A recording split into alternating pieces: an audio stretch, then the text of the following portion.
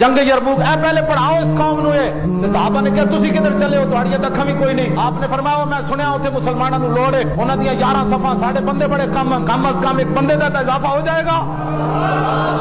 پھر انہوں نے دسو اکرمہ بن ابی جہل گھوڑے تو تھلے کیوں آئے؟ جنگ یرموک کے گھوڑے تو تھلے آ گئے ابو جہل دے پتر. بعد حضور کا کلمہ پڑھیا فرمایا اس موت تے ہاتھ بیعت کرو جنہیں واپس نہیں جانا. حضرت خالد بن ولید اگے آ گئے انہوں نے کہا بابا کی کروں اجے تیری بڑی لوڑ ہے. حضرت اکرمہ بن ابی جہل رضی اللہ تعالیٰ عنہ حضرت خالد نو کہنے پیچھے ہٹو تسی پہلیاں صفاں وچ آ گئے سی غلامی وچ اسی آخر تے آیا.